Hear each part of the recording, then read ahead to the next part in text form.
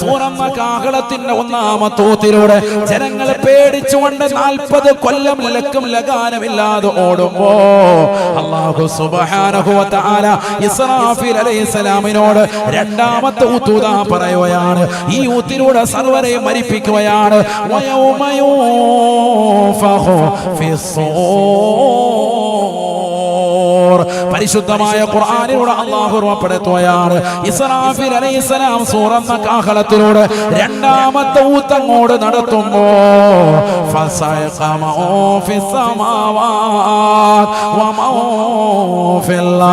ആകാശഭൂമികളിലുള്ള സർവസൃഷ്ടിജാലങ്ങളും ആ ഊത്തിന്റെ ആഘാതത്താൽ മരിക്കുമത്രേ, മരണത്തിലേക്ക് പോകുമേ എന്ന് വിശുദ്ധമായ ഖുർആൻ. എല്ലാരും മരിക്കുകയാണ്, മരിപ്പിക്കാനുള്ള ഊത്താണ്. ഇനിയാണ് നമ്മുടെ വിഷയത്തിന്റെ മർമ്മപ്രധാനം. അശ്റയിലേക്ക് പോവാൻ, ഫലസ്തീനിലേക്ക് പോവാൻ. ശരിക്കും ശ്രദ്ധിക്കുക. മൂന്നാമത്തെ ഊത്ത് തങ്ങൾ പറയുകയാണ്, ലോകത്തുള്ളതാകുന്ന സർവരെയും മരിപ്പിക്കുകയാണ് അല്ലാഹു സുബ്ഹാനഹു വ തആല. അവസാനമായി ജിബ്രീലിനെയും മീകായിലിനെയും അസ്റായീലിനെയും ഇസ്രാഫീലിനെയും ആത്മാവിനെ വേർപെടുത്തുകയാണ്. അതിനുശേഷം ഇസ്രാഫീൽ അലൈഹിസ്സലാമിന് അല്ലാഹു ആത്മാവ് നൽകുകയാണ്. ഇസ്രാഫീൽ അലൈഹിസ്സലാമിനോട് പറയുകയാ, മൂന്നാമത്തെ ഊത്തൊന്നു ഊതണേ ഊതണേ. എല്ലാരെയും മരിപ്പിച്ച് അള്ളാഹു മാത്രമുള്ള സമയത്ത് അള്ളാഹു വീണ്ടും ഇസ്രാഫീൽ അലൈഹിസ്സലാമിന് റൂഹ് നൽകിയിട്ട് പറയും, ഊത്. എല്ലാരും തിരിച്ചു കൊണ്ടുവരും, ഖബറിൽ നിന്ന് മഹ്ശറിലേക്ക് പോവാൻ. പരിശുദ്ധമായ ഖുർആനിലൂടെ അള്ളാഹു ഓർമ്മപ്പെടുത്തുകയാണ്, ثم ينفخ فيه أخرى فإذا هم قيام ينظرون. പരിശുദ്ധമായ ഖുർആനിലൂടെ അല്ലാഹു ഓർമ്മപ്പെടുത്തുകയാണ്, ഇസ്രാഫീൽ അലൈഹിസ്സലാമിന്റെ മൂന്നാമത്തെ ഊത്തങ്ങോട് കടന്നു വരുമ്പോ ജനങ്ങളിതാ ഖബർ പിളർന്ന് എഴുന്നേൽക്കുകയാണ്. പരസ്പരം നോക്കുകയാണ്.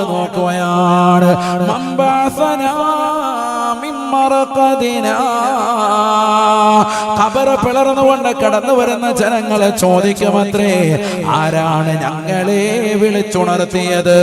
ഞങ്ങൾ ഉറക്കിലായിരുന്നല്ലോ, ഈ ഉറക്കത്തിൽ നിന്ന് ഞങ്ങളെ വിളിച്ചുണർത്തിയത് ആരാണ്? മലക്കുകൾ ഉടനെ മറുപടി നൽകുകയാണ്,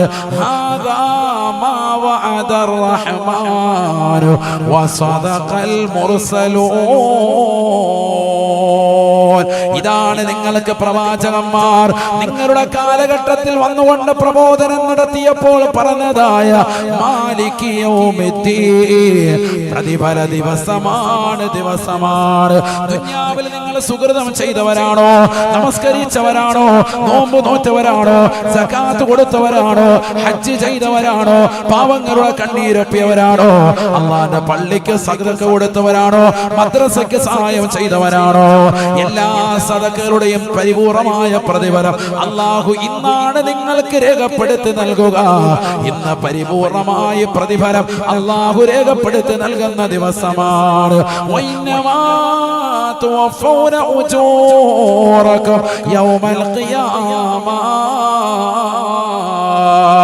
നിങ്ങളുടെ എല്ലാ നന്മ തിന്മകളുടെ പ്രതിഫലങ്ങൾ പൂർത്തീകരിച്ച് നൽകുന്നത് ഇന്നത്തെ ദിവസമാണെന്ന് പ്രവാചകന്മാർ ഉരുവിട്ടില്ലയോ? ആ ദിവസമാണിത്. ഇത് പരിശുദ്ധമായ ദിവസമാ. ഇത് ഖിയാമത്ത് ഒരുമിച്ച് കൂട്ടുന്ന ദിവസമാണ്. ഹബീബായ നബി സല്ലല്ലാഹു അലൈഹി വസല്ലമ തങ്ങൾ പറയുന്നു, ഹിയ അർദുൽ മഹ്ശരി വ അർദുൽ മൻശരി. ഇന്ന് ജനങ്ങൾ ചർച്ച ചെയ്തുകൊണ്ടിരിക്കുന്ന ജെറുസലേമിലെ പരിശുദ്ധമാക്കപ്പെട്ടതായ മസ്ജിദുൽ അഖ്സയുടെ പരിസരം, അവിടെയാണ് നാളെ ജനങ്ങൾ ഒരുമിച്ച് കൂട്ടുന്ന മഹ്ശറ. അവിടെയാണ് മഹ്ശറ ഉണ്ടാവുക എന്ന് ഹബീബുനാ റസൂലുള്ളാഹി. ഫലസ്തീൻ മുസ്ലിമീങ്ങൾക്ക് അന്യമല്ല. നബിയനാ റസൂലുള്ളാഹി സ്വല്ലല്ലാഹു അലൈഹി വസല്ലം തങ്ങൾ പറയുകയാണ് മൻ അറാദ അൻ യൻദുറ ഇലാ ബുഖാത്തിൻ മിൻ ബിഖായിൽ ജന്ന ഫല്ലൻദുർ ഇലാ ബൈത്തുൽ മഖ്ദസി. സ്വർഗ്ഗത്തിൻ്റെതാകുന്ന പ്രവിശാലമാക്കപ്പെട്ട ഒരു ഭൂമി ഈ ദുനിയാവിൽ നിങ്ങൾക്ക് കാണണമെന്ന് ആഗ്രഹമുണ്ടോ?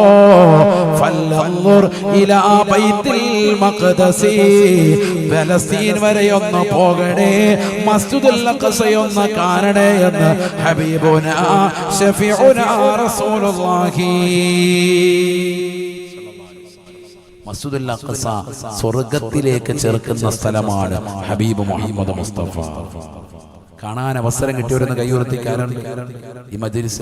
അൽഹംദുലില്ലാഹ് ഒരാണ്. വേറെ ആരെങ്കിലും ഉണ്ടോ? രണ്ടുപേരുണ്ട്. അല്ലാഹു അനുഗ്രഹിക്കട്ടെ. നമുക്കെല്ലാവർക്കും അല്ലാഹു പുണ്യഭൂമിയിൽ പോകാൻ തൗഫീഖ് തരട്ടെ. നമ്മൾ അതിനെ നിസാരമായി കണ്ടതുകൊണ്ടാണ് ആ പള്ളിയെ നിസാരമായിട്ട് കണ്ടു ഇന്നത്തെ തലമുറ. അതുകൊണ്ടാണ് പോകാൻ സൗഭാഗ്യം കിട്ടാത്തത്. അല്ലാഹു നമുക്ക് പോകാൻ തൗഫീഖ് തരട്ടെ. അല്ലാഹു പോകാൻ തൗഫീഖ് തരട്ടെ. സ്വർഗ്ഗത്തിലെ സ്ഥലം ഈ ദുനിയാവിൽ നിങ്ങൾക്ക് കാണണമെന്നുണ്ടെങ്കിൽ ഏത് പോയി കാണാൻ? ഫല്ലൻദുർ ഇലാ ബൈത്തുൽ മുഖദ്ദസ്. ബൈത്തുൽ മുഖദ്ദസ് എന്ന് പോയി കാണാം. ഹബീബ് മുഹമ്മദ് മുസ്തഫ അല്ലാഹു കാണാൻ തൗഫീഖ് തരട്ടെ. പോരാ, ശബ്ദമില്ല, ഉറക്കെ പറയുന്ന അല്ലാഹു തൗഫീഖ് നൽകട്ടെ. പോരല്ലോ, അല്ലാഹു തൗഫീഖ് തരട്ടെ. അല്ലാഹുവേ ഞങ്ങൾക്ക് നീ ബൈത്തുൽ മുഖദ്ദസ് കണ്ണുകൊണ്ട് നേർക്ക് നേരെ കാണാനും അതിനുള്ളിൽ നിസ്കരിക്കാനും തൗഫീഖ് നൽകണേ അല്ലാഹ്. പള്ളിയിൽ 2 റക്അത്ത് നിസ്കരിക്കാതെ ഈ സദസ്സിലുള്ള ഒരാളെയും നീ മരിപ്പിക്കല്ലേ റബ്ബേ. ഞങ്ങൾക്ക് അതിനുള്ള ആഫിയത്ത് തരണേ അല്ലാഹ്. സിഹത്ത് നൽകണേ അല്ലാഹ്. തൗഫീഖ് നൽകട്ടെ. നിയ്യത്ത് വെക്ക്. നിയ്യത്താണ് ഏറ്റവും വലുത്. നിയ്യത്തുൽ മുഅ്മിനി ഖൈറും മിൻ അമലിഹി. അവിടെ ചെന്ന് അമൽ ചെയ്യുന്നതിനേക്കാൾ ഫലമാണ് മനസ്സുകൊണ്ടുള്ള കരുത്ത്. അതിന് പോകണ്ട എന്ന് പറഞ്ഞ ആമീൻ പറയരുത്. മനസ്സുകൊണ്ടൊരു കരുത്തുണ്ടാവട്ടെ. അല്ലാഹു തൗഫീഖ് നൽകട്ടെ. നിയ്യത്ത് നല്ലതെങ്കിലും എന്തും ചെയ്യടോ, തൗഫീഖ് പിന്നിൽ നിന്ന് തള്ളിത്തരുമടോ. നല്ല കരുത്തുണ്ടായാൽ, നിയ്യത്തുണ്ടായാൽ ഇൻഷാ അല്ലാഹ് എത്തും. അല്ലാഹു തൗഫീഖ് തരട്ടെ. ചില ആളുകളുണ്ട് മക്കത്ത് മദീനത്ത് പോകാൻ മനസ്സുകൊണ്ട് വല്ലാതെ കൊതിക്കുന്നവര്. ഉറപ്പാണ് അവർ മരിക്കുന്നതിന് മുമ്പ് അല്ലാഹു എത്തിച്ചിട്ടുണ്ടോ? ചിലർക്ക് ഒരു കൊതിയില്ല, സമ്പത്ത് ഇഷ്ടം പോലെ ഉണ്ട്. അങ്ങനെ പറഞ്ഞിരുന്ന് കോടിക്കണക്കിന് സമ്പത്തുള്ള ആളുകൾക്ക് മക്കയിലും മദീനയിൽ എത്താൻ പറ്റിയിട്ടില്ല. 40 കൊല്ലം സൗദിയിൽ ജോലി ചെയ്ത മനുഷ്യൻ എന്നോട് നേർക്ക് നേരെ പറഞ്ഞിട്ടുണ്ട്, എനിക്ക് അവിടെ ഒരു ഉംറ പോലും ചെയ്യാൻ പറ്റിയിട്ടില്ല. കാരണം എന്താ? പോകുമ്പോഴേ നിയ്യത്ത് ബിസിനസ് ആയിരുന്നു. പിന്നെ അവസാനം ഷുഗർ വന്ന് കാല് തൊടയുടെ ഭാഗം വെച്ച് മുറിച്ച് ഓപ്പറേഷൻ കഴിഞ്ഞിട്ടാണ് ബഹുമാനപ്പെട്ടവർ മരണപ്പെട്ടത്. അല്ലാഹു അദ്ദേഹത്തിന് ഉംറ ചെയ്ത കൂലി അല്ലാഹു നസീബാക്കട്ടെ. അദ്ദേഹം എന്നോട് നേരിട്ട് നേരെ പറഞ്ഞതാണ്, മരിക്കുന്നതിന് മുമ്പ് 40 കൊല്ലം എവിടെ ജോലി ചെയ്തതാ? സൗദി ജോലി ചെയ്തതാണ്. പക്ഷെ ഒരിക്കൽ പോലും ഉംറയ്ക്ക് പോലും അവസരം കിട്ടിയിട്ടില്ല. ഒരുപാട് ബാച്ച് പോയി അവിടെ നിന്ന്. നാട്ടിൽ നിന്ന് ഇങ്ങനെ എല്ലാ ആഴ്ചയിലും ബസ്സിന് പോകുന്നുണ്ട്. അപ്പോഴൊക്കെ ഞാൻ പിന്നെ പോവാം ദമാമിൽ ജോലി ചെയ്ത മനുഷ്യരാ, പിന്നെ പോകാൻ കരുതി. അവസാനം പോക്കടന്നില്ല, ഷുഗർ വന്നു കൂടി. പൈസയുടെ പുറകെ നിന്നതാണ് ദുനിയാവിനും. അങ്ങനെ ഒരുപാട് ആളുകളുണ്ട്. പിന്നെ പോവാം കാശുണ്ടല്ലോ, അങ്ങനെ പോകാൻ പറ്റുന്നില്ല. മക്കയും മദീനയും ഈ പറഞ്ഞ സ്ഥലങ്ങളൊന്നും പൈസ കൊണ്ടൊന്നും എത്തിപ്പെടൂല. അല്ലാഹു ആക്കണം, തൗഫീഖ് വേണം. അല്ലാഹു തൗഫീഖ് തരട്ടെ. അതിനെന്ത് വേണം? നല്ല കരുത്താണ്. സമ്പത്തൊന്നും ഇല്ലെങ്കിലും മനസ്സുകൊണ്ട് നിയ്യത്ത് ചെയ്യണം. അല്ലാഹു എന്നെ പുണ്യഭൂമിയിൽ എത്തിക്കണം, ഒന്ന് പോകണം, ഒന്ന് കൊതിക്കണം. ആ കൊതിയ വരട്ടെ. അല്ലാഹു തൗഫീഖ് നൽകട്ടെ. നബിയനാ റസൂലുള്ളാഹി സ്വല്ലല്ലാഹു അലൈഹി വസല്ലം തങ്ങൾ പറയുകയാണ്, 4 സ്ഥലങ്ങളെ അല്ലാഹു സ്വർഗ്ഗത്തിലേക്ക് ചേർക്കുമേ സ്വഹാബ. ഈ ദുനിയാവിലെ 4 സ്ഥലങ്ങളെ അല്ലാഹു നാളെ സ്വർഗ്ഗത്തിലേക്ക് ചേർക്കുമത്രേ. 1 പരിശുദ്ധമായ കഅബയാണ്, 2 എന്റെ മദീനയാണ്, 3ാമത്തേത് ജെറുസലേമിലെ മസ്ജിദുൽ അഖ്സയാണ്, 4ാമത്തേത് സിറിയയുടെ തലസ്ഥാനമായ ഡമസ്കസ് ആണ്, ദിമഷ്കാണെന്ന് നബിയുനാ റസൂലുള്ളാഹി. 4 സ്ഥലങ്ങളെ സ്വർഗ്ഗത്തിലേക്ക് ചേർക്കും. അതിലൊരു സ്ഥലമാണേത് മസ്ജിദുൽ അഖ്സ. നബിയനാ റസൂലുള്ളാഹി സ്വല്ലല്ലാഹു അലൈഹി വസല്ലം തങ്ങൾ തന്റെ പ്രിയപ്പെട്ട അനുയായികളോട് ഓർമ്മപ്പെടുത്തുകയാണ്. ഒരു സാധാ ഇതല്ല. അവിടെ പോയി 2 റക്അത്ത് നിസ്കരിച്ചാൽ തന്നെ എല്ലാ പാപങ്ങളും പൊറുക്കും.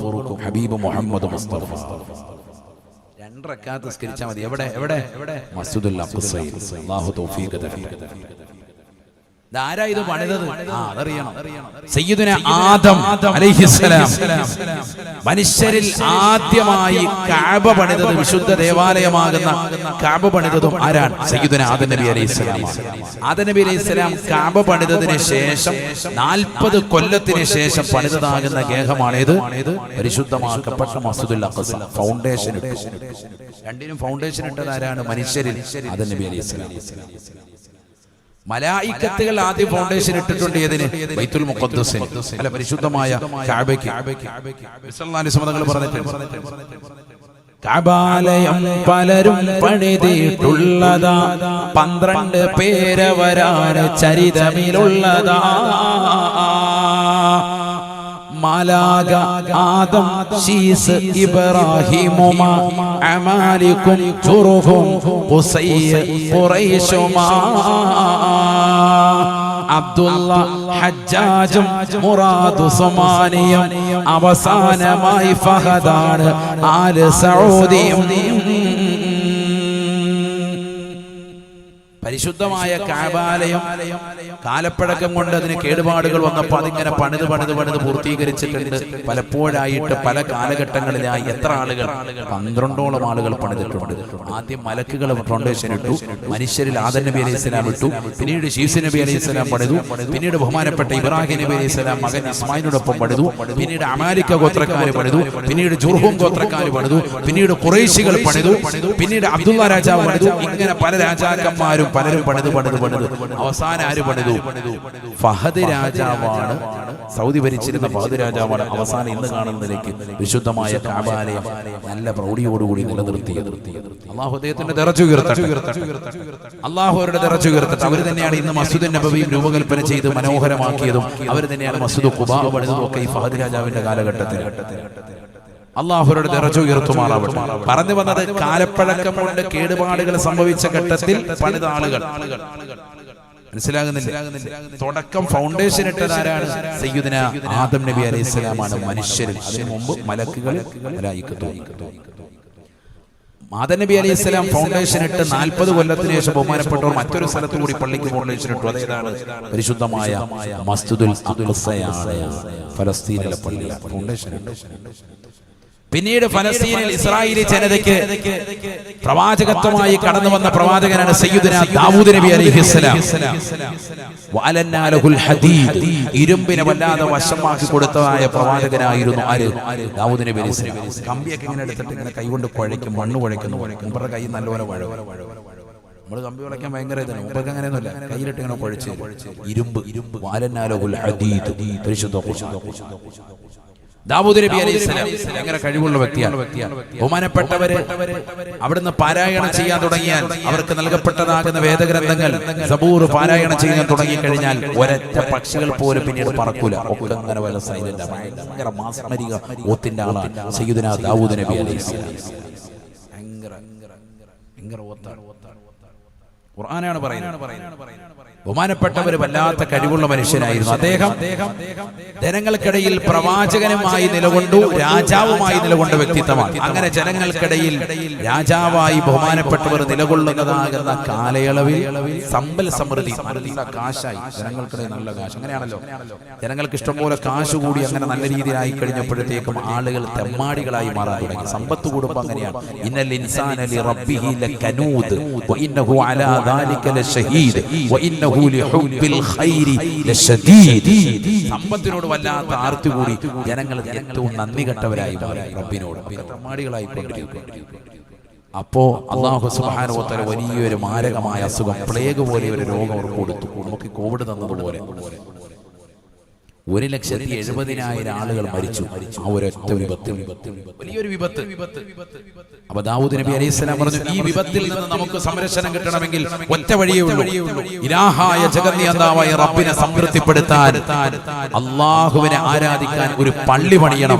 ഞാൻ സ്ഥലം കാണിച്ചു തരാമെന്ന് പറഞ്ഞ് ആദം നബി അലൈഹിസ്സലാം ഫൗണ്ടേഷൻ ഇട്ടതാകുന്ന സ്ഥലം കാണിച്ചു കൊടുത്തു.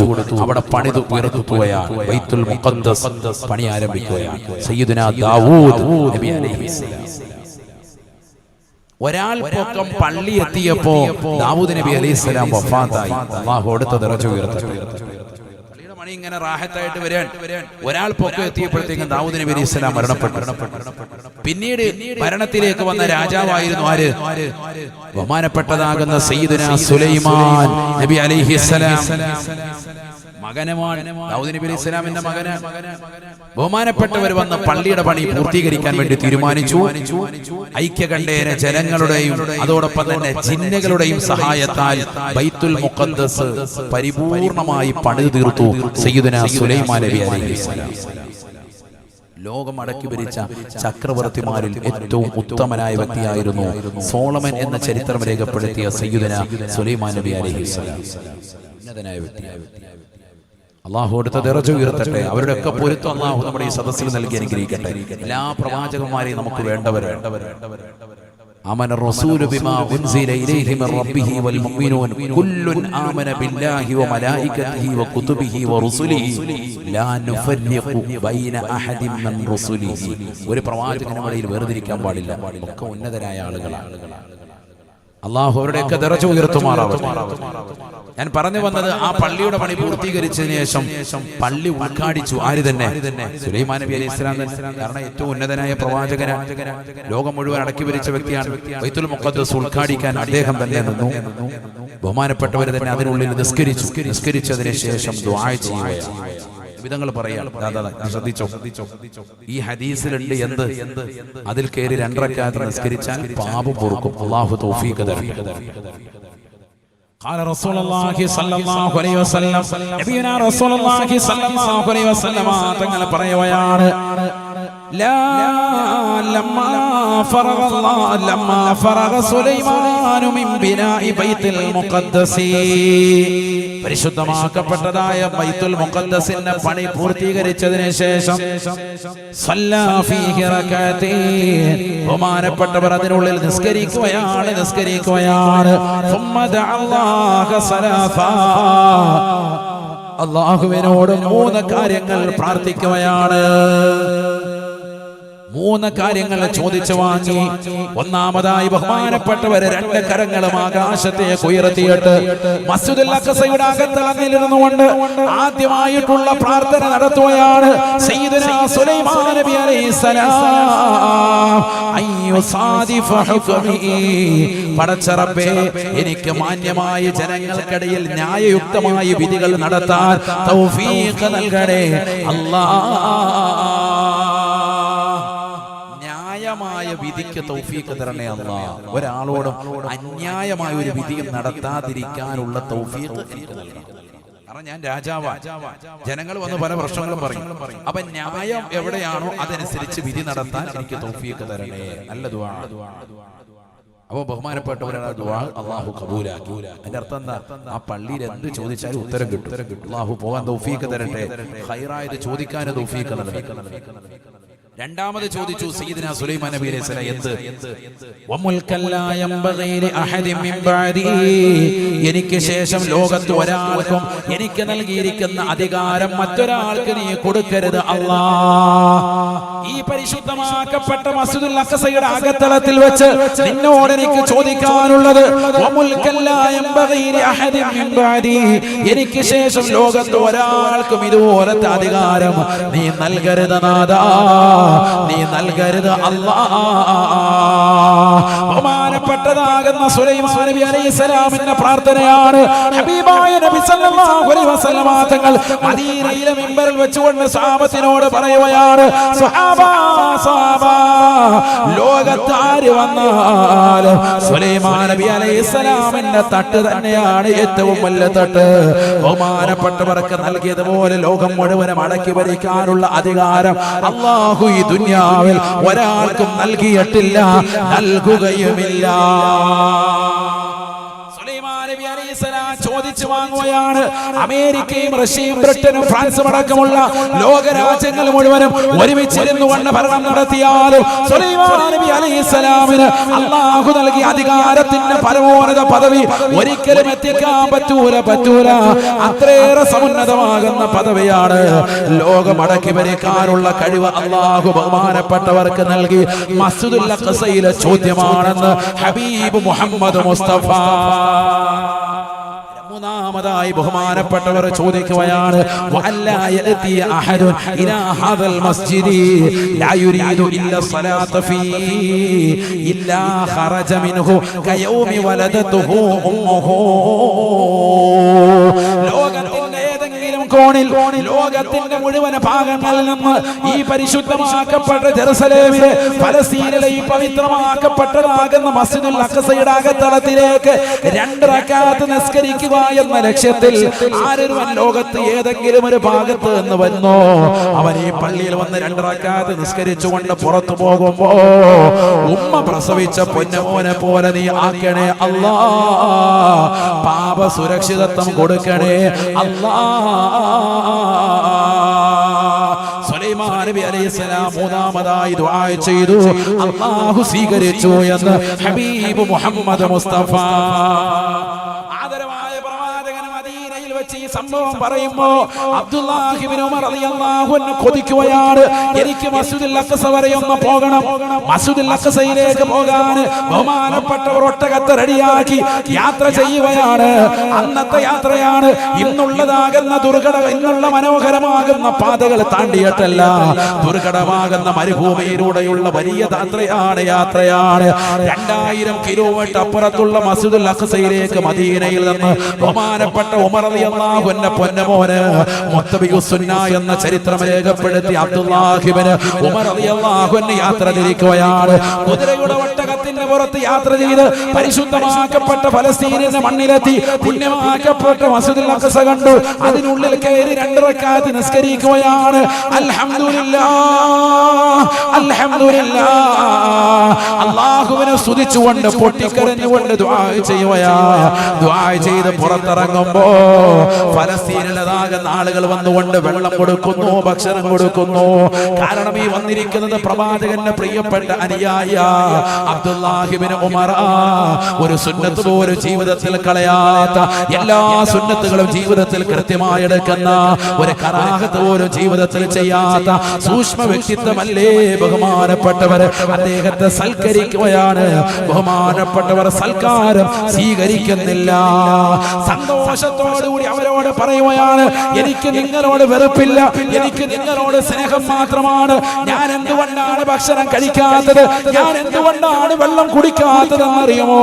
ബഹുമാനപ്പെട്ട റസൂലുള്ളാഹി പറഞ്ഞത്, സുലൈമാൻ നബി അലൈഹിസ്സലാമിന്റെ പ്രാർത്ഥന എങ്ങനെയെന്നറിയുമോ?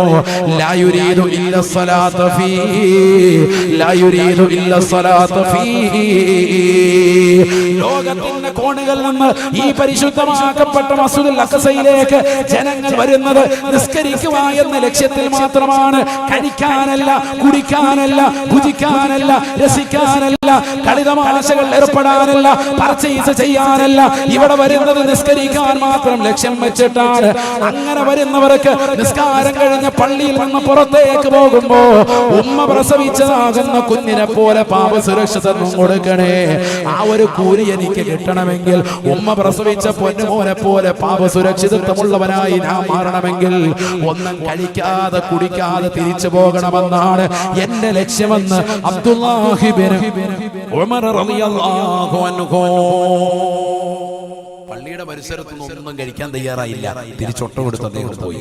കാരണം എന്താ, ഇവിടുന്ന് കഴിക്കാനും കുടിക്കാനും ഒന്നല്ല ഇവിടെ വരേണ്ടത്. എന്തിനു വരണം? നിസ്കരിക്കാൻ പറയാം. നമ്മളിപ്പോ എവിടെയെങ്കിലും യാത്ര പോവുകയാണെങ്കിൽ പർച്ചേസ് ആണ് ആദ്യം തന്നെ. പെട്ടി 30 കിലോയുടെ ലഗേജാ കൊണ്ടുപോകേണ്ടതെന്ന് പറയുമ്പോൾ കറക്റ്റ് 30 കിലോയുടെ തന്നെ കണക്കാക്കി കൊണ്ടുപോകാൻ. കാരണം അവിടെ ചെന്ന് നല്ല റാഹത്തായിട്ട് സാധനം വാങ്ങിച്ചോളൂ. അല്ലാഹു നമ്മളെ സാലിഹീങ്ങൾ പള്ളിയുടെ പരിസരത്ത് ഒന്നും എന്ത് ചെയ്യാൻ നിന്നില്ല, കുഴിക്കാനും കഴിക്കാനും ഒന്നും നിന്നില്ല. തൊട്ട് മാറി പിന്നെ കഴിച്ചിട്ടുണ്ടാവും. എന്തിനാണ് അദ്ദേഹത്തിന്റെ ലക്ഷ്യം? എന്താണ്? ഇവിടെ വന്ന് നിസ്കരിച്ചാൽ ഉമ്മ പ്രസവിച്ച കുഞ്ഞിനെ പോലെയാകും. ലോകത്ത് പരിശുദ്ധ പ്രവാചകൻ പഠിപ്പിച്ചതാകുന്ന ഉമ്മ പ്രസവിച്ചതാകുന്ന കുഞ്ഞിനെ പോലെ പാപസുരക്ഷിതത്വം കിട്ടുമെന്ന് പറഞ്ഞ ഒരു അമലുണ്ട്, പരിശുദ്ധമായ ഹജ്ജാണ്. അതേപോലെ മറ്റൊരു അമല് മസ്ജിദുൽ അഖ്സയിലെത്തി 2 റക്അത്ത് നിസ്കരിച്ചാൽ ഉമ്മ പ്രസവിച്ച കുഞ്ഞിനെ പോലെയാകും ഹബീബ് മുഹമ്മദ് മുസ്തഫ. വേറൊരു പള്ളിക്കില്ല. 3 പള്ളിക്കാണ് ലോകത്തെ ഏറ്റവും ശ്രേഷ്ഠത. ഒന്ന് പരിശുദ്ധമായ കഅബ, മറ്റൊന്ന് മസ്ജിദുൽ ഹറാം, മറ്റൊന്ന് മസ്ജിദുൽ നബവി, മൂന്നാമത്തേത് മസ്ജിദുൽ അഖ്സ. മൂന്നാമത്തെ ഹറമാണ്. അവിടെ എത്തി 2 റക്അത്ത് നിസ്കരിക്കാൻ അവസരം കിട്ടിയാൽ പാപസുരക്ഷിതത്വം.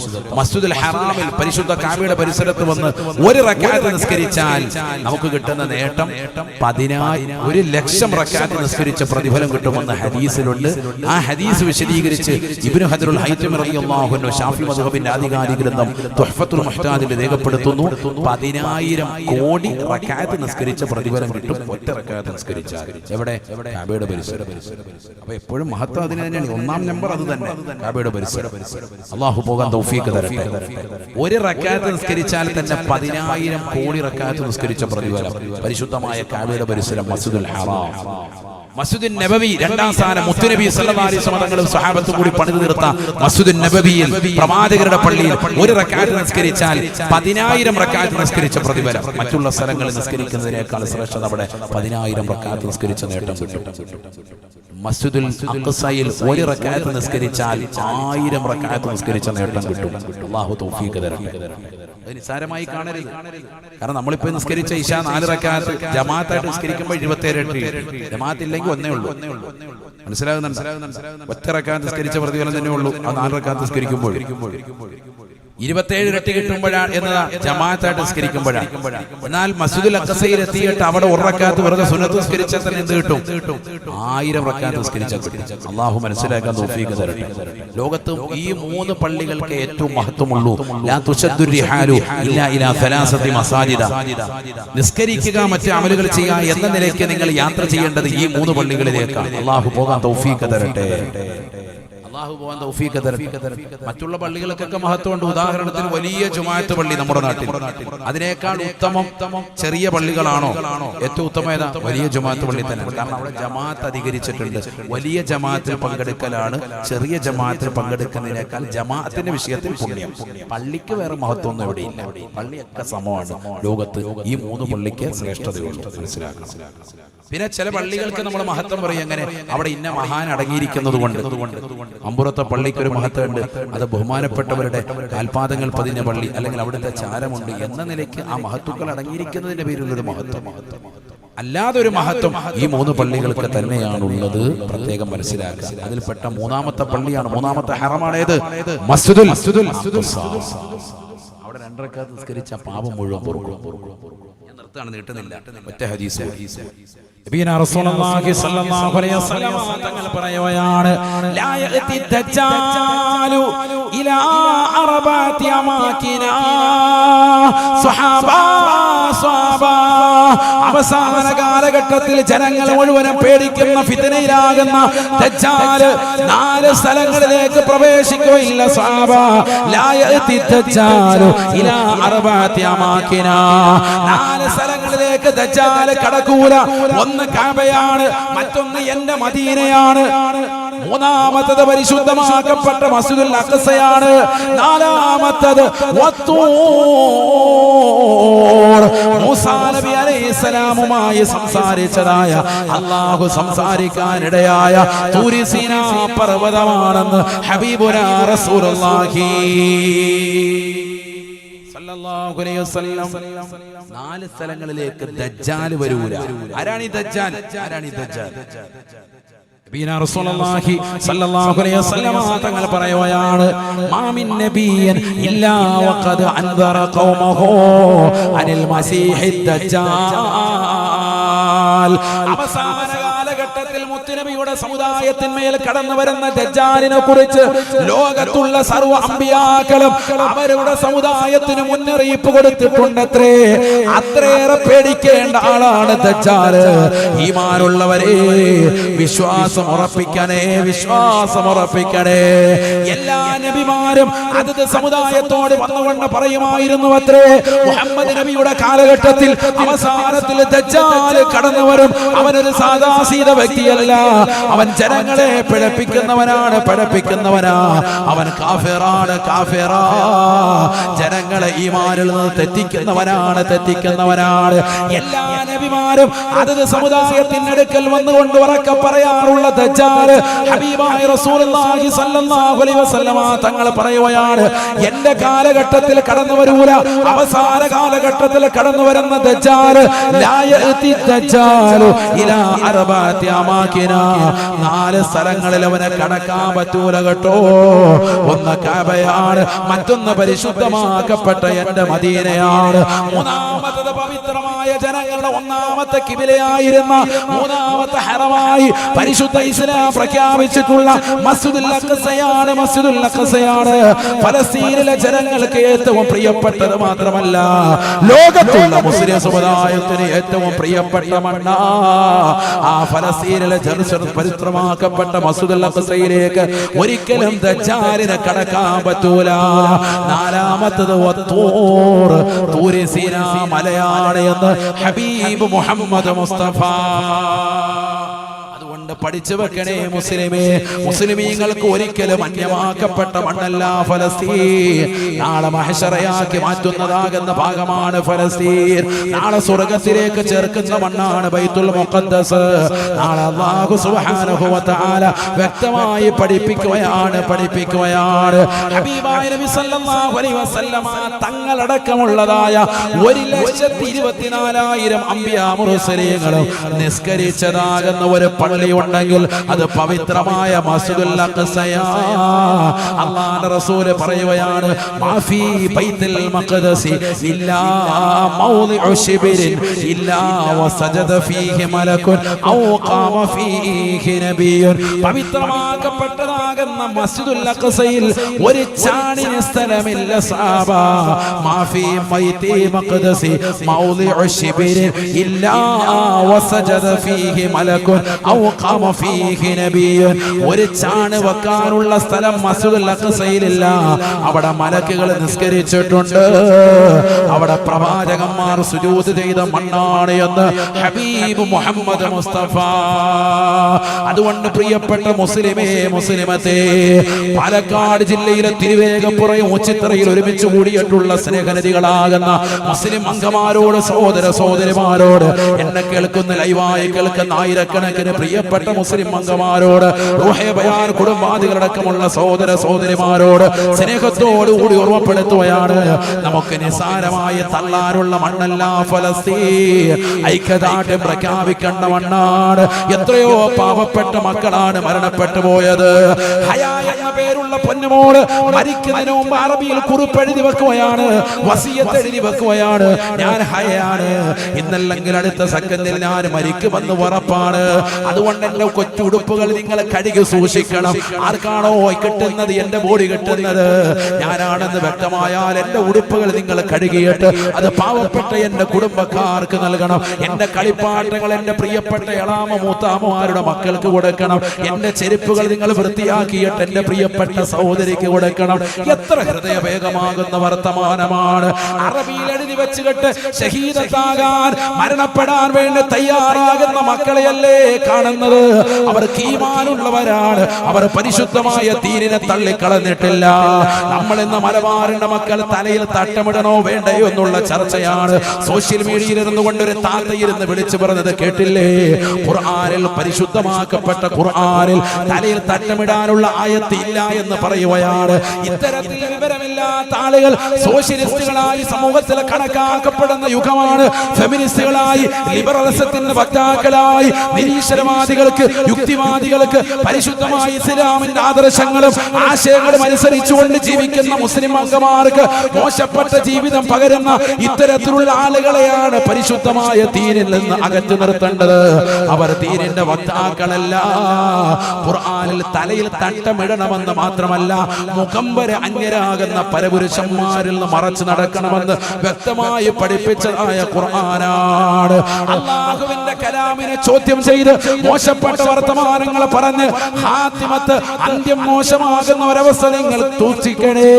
ഏത് വ്യക്തിയായിരുന്നാലും ആഖിബത്ത് മോശമാകുന്നതിനെ ഗൗനിക്കണേ. അല്ലാഹുവിന്റെ റസൂൽ സല്ലല്ലാഹു അലൈഹി വസല്ലമ തങ്ങളുടെ തിരുസുന്നത്തുകളെ നമ്മുടെ ജീവിതത്തിൽ എടുക്കുന്നില്ലെന്ന് മാത്രമല്ല, കള്ളു കുടിച്ചുകൊണ്ടും വ്യഭിചരിച്ചുകൊണ്ടും തലയിൽ തട്ടമിടാതെയും സിനിമ കണ്ടും സീരിയൽ കണ്ടുകൊണ്ടും സ്വന്തം മക്കളെ സിനിമാറ്റിക് ഡാൻസുകൾ പഠിപ്പിച്ച് അവരെ എങ്ങനെ റിയൽ എസ്റ്റേറ്റ് വാങ്ങിക്കുവാൻ വേണ്ടി ഓരോ ഷോകളിലും പങ്കെടുപ്പിക്കാൻ വെമ്പൽ കൊള്ളുന്ന രക്ഷിതാക്കളായി നമ്മുടെ തലമുറകൾ മാറുകയാണ്. എന്നാൽ ഫലസ്തീനിൽ നിങ്ങളൊരു വീഡിയോ കണ്ടില്ലേ? അപകടത്തിൽ പെട്ടുകൊണ്ട്, ആക്സിഡന്റിൽ പെട്ടുകൊണ്ട് കെട്ടിടാവശിഷ്ടങ്ങളിൽ നിന്ന് എടുത്തുകൊണ്ടുവരുന്ന ഒരു മുസ്ലിം സഹോദരി, തലയിൽ തുണിയില്ലാതെ എടുത്തുകൊണ്ടുവരുന്ന ആ പ്രിയപ്പെട്ട സഹോദരിക്ക് ചെറുപ്പക്കാരുടനെ തന്നെ കർച്ചീഫ് എടുത്തിട്ട് തലയിൽ ധരിപ്പിച്ചുകൊണ്ട് പുറത്തു കൊണ്ടുവരുകയാണ്. അപകടത്തിൽപ്പെട്ട് സുഖമില്ലാതിരിക്കുന്ന സഹോദരിക്ക് ഹോസ്പിറ്റലിലേക്ക് പോകുന്നതിന് മുമ്പ് തന്നെ തലയിൽ തുട്ടുകൊണ്ടുകൊണ്ട്, തലയിൽ തട്ടമിട്ട് കൊടുത്തുകൊണ്ട് അവരെ ദീനീബോധ ചിട്ടയിലേക്ക് കൊണ്ടുവരുകയാണ്. അവർക്കുള്ള ഈമാൻ ഇന്നത്തെ തലമുറയിൽ നമുക്ക് നഷ്ടപ്പെട്ടു പോയി. അതുകൊണ്ട് തന്നെയാണ് ലോകം മുഴുവനും മുസ്ലിമിനെതിരെ തിരിയുന്നത്. കളമശ്ശേരിയിൽ ഒരു ബോംബ് സ്ഫോടനം ഉണ്ടായപ്പോ ആ ബോംബ് സ്ഫോടനത്തിന്റെ പ്രതികളായി ജനങ്ങൾ തിരഞ്ഞത് മുസ്ലിമീങ്ങളെയല്ലേ. ഒരു വേള നമ്മുടെയൊക്കെ ഹൃദയത്തിൽ പോലും ഒരു മുസ്ലിമിന്റെ പേരല്ലേ പതിഞ്ഞത്? നമ്മുടെയൊക്കെ ഹൃദയത്തിൽ പോലും ഒരു മുസ്ലിമിന്റെ ചിത്രമല്ലേ പതിഞ്ഞത്? ആ രീതിയിൽ ഇസ്ലാമോഫോബിയ വളർന്ന നിലക്കായി ഇന്നത്തെ തലമുറ മാറിയില്ലയോ? പഠിച്ചു വെക്കണേ. അവസാനം ഒരു അന്യമതത്തിൽപ്പെട്ടവൻ അതിന്റെ മുഴുവൻ കാര്യങ്ങളും ഞാനാണ് ചെയ്തത് എന്ന് പറഞ്ഞപ്പോ കേസ് പരിപൂർണമായി ഒതുങ്ങിപ്പോവുകയാണ്. ആർക്കും പിന്നെ അതിന്റെ കാര്യം എവിടെ എത്തി, ആ കേസ് എവിടെയാ എന്ന് അന്വേഷിക്കുക പോലും വേണ്ട. ഈ രീതിയിലേക്ക് ലോകത്തുള്ള മുഴുവൻ ആളുകളും മുസ്ലിമിനെ ഏത് വിഷയത്തിലും പ്രതിക്കൂട്ടിലാക്കണമെന്നുള്ള ചിന്തയാണ്. അല്ലാഹുവിന്റെ റസൂൽ പറഞ്ഞു, ഇതിന്റെ കാരണം രണ്ട് കാര്യങ്ങളാണ്. ഒന്ന് ഹുബ്ബുദ്ദുനിയാ, ദുനിയാവിനോടുള്ള മനുഷ്യന്റെ പ്രേമമാ. രണ്ടാമത്തത് വകറാഹിയത്തുൽ മൗത്ത്, മരണത്തോടുള്ള വിരക്തിയാണ്, വെറുപ്പാണ് എന്ന് ഹബീബ് മുഹമ്മദ് മുസ്തഫ. ഫലസ്തീനിലെ മക്കൾക്ക് പേടിയില്ല. തോക്ക് ചൂണ്ടി നിൽക്കുന്നതായി ഇസ്രായേലി സൈന്യത്തിന്റെ മുന്നിൽ നിന്ന് 80 കഴിഞ്ഞ ഉമ്മമാര് തൗഹീദിന്റെ വചനം ഉച്ചരിച്ചുകൊണ്ട് നിലകൊള്ളുന്നത് കണ്ടില്ലേ? ചെറിയ കുട്ടികൾ, 5 വയസ്സുള്ള പിഞ്ചോമന മക്കള് ചെറിയ കല്ലെടുത്ത് പിടിച്ചുകൊണ്ട് പാറക്കല്ലിന്റെ ചീലെടുത്ത് പിടിച്ചുകൊണ്ട് അതുകൊണ്ടെങ്കിലും പ്രതിരോധിക്കാൻ വേണ്ടി തയ്യാറായി നിൽക്കുന്ന ചെറുപ്പക്കാരെ നാം ദർശിച്ചില്ലേ? എന്തിനു വേണ്ടിയാണ്? പിറന്ന നാടിന്റെ മോചനത്തിന് വേണ്ടി. എനിക്ക് ഈ നാട്ടിൽ തന്നെ മരിക്കണം, ഞങ്ങൾക്ക് സ്വാതന്ത്ര്യം കിട്ടണമെന്ന് പറഞ്ഞുകൊണ്ട് ആ മക്കൾ നടത്തുന്നതായ ഈമാനികമാകുന്ന പരിവേഷം പോലും ഇന്നത്തെ മുസ്ലിം സമുദായമാകുന്ന നമ്മൾ, 5 നേരം ബാങ്ക് വിളികൾ കേൾക്കുന്ന നമ്മൾ, നിസ്കരിക്കാൻ അവസരം കിട്ടിയ നമ്മൾ, 5 നേരം സുഭിക്ഷമായി ഭക്ഷണം കഴിക്കാൻ അവസരം കിട്ടിയ നമ്മൾ, 4 നേരം റാഹത്തായ നിലയിൽ കടന്നുറങ്ങാൻ അവസരം കിട്ടിയ നമ്മൾ, എല്ലാവിധമാകുന്ന ദുന്യവിയായ സൗകര്യങ്ങളും അല്ലാഹു നമുക്ക് നൽകിയിട്ട് പോലും പടച്ചറബിനെ നിന്ദിച്ചുകൊണ്ട് അല്ലാഹു നൽകിയ അനുഗ്രഹങ്ങളെ കാറ്റിൽ പറത്തിക്കൊണ്ട് വഴിവിട്ട ജീവിതം നയിക്കുകയല്ലേ? അല്ലാഹുവേ, ഞങ്ങളെ നീ കാക്കണേ അല്ലാഹ്. പരിപൂർണമായ കാവൽ നൽകണേ അല്ലാഹ്.